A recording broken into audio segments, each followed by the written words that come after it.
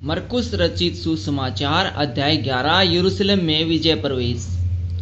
जब वे यरूशलेम के निकट जैतून पहाड़ पर बेतफगे और बेतनिया के पास आए तो उसने अपने चेलों में से 2 को यह कहकर भेजा, सामने के गांव में जाओ और उसमें पहुंचते ही एक गदही का बच्चा जिस पर कभी कोई नहीं चढ़ा बंधा हुआ तुम्हें मिलेगा, उसे खोल लाओ।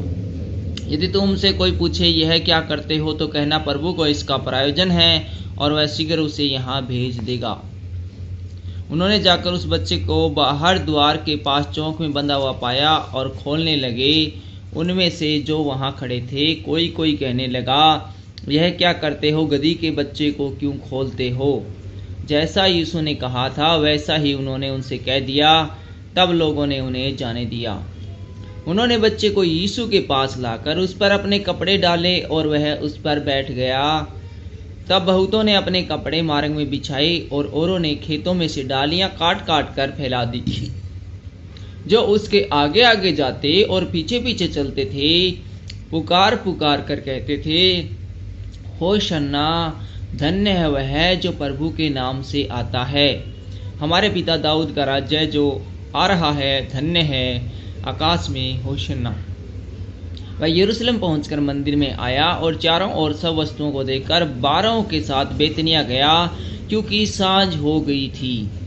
फल रहित अंजीर का पेड़। दूसरे दिन जब वे बेतनिया से निकले तो उसको भूख लगी। वह दूर से अंजीर का एक हरा पेड़ देखकर निकट गया कि क्या जाने उसमें कुछ पाए, पर पत्तों को छोड़कर कुछ न पाया, क्योंकि फल का समय न था। इस पर उसने उससे कहा, अब से कोई तेरा फल कभी न खाए। और उसके चेले सुन रहे थे। मंदिर से व्यापारियों का निकाला जाना।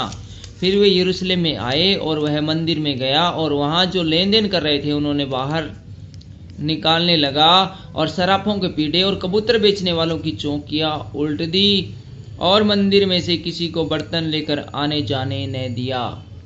और उपदेश करके उनसे कहा, क्या यह नहीं लिखा है कि मेरा घर सब जातियों के लिए प्रार्थनाओं का घर कहलाएगा? पर तुमने इसे डाकुओं की खो बना दी है। यह सुनकर प्रधान याजक और शास्त्री उसके नाश करने का अवसर ढूंढने लगे, क्योंकि वे उससे डरते थे, इसलिए कि सब लोग उसके उपदेश से चकित होते थे।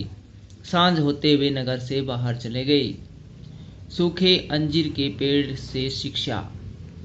फिर भोर को जब वे उधर से जाते थे तो उन्होंने उस अंजीर के पेड़ को जड़ तक सूखा हुआ देखा।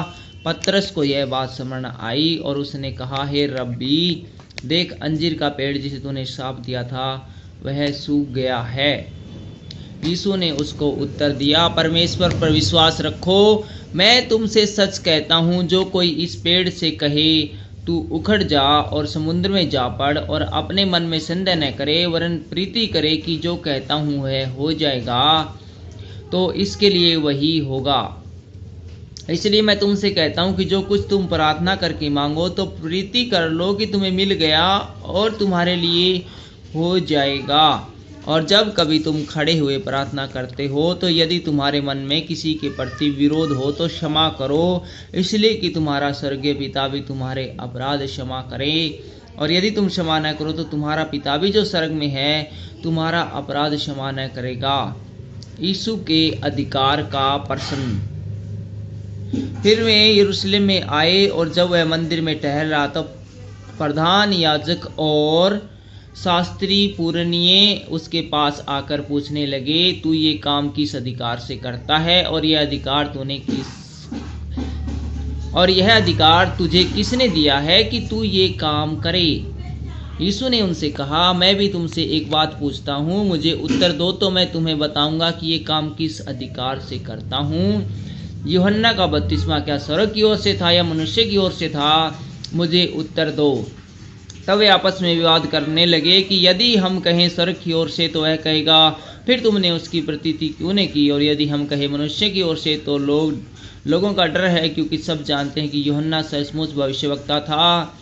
अतः उन्होंने यीशु को उत्तर दिया, हम नहीं जानते। यीशु ने उनसे कहा, मैं भी तुमको नहीं बताता कि ये काम किस अधिकार से करता हूँ। Thank you.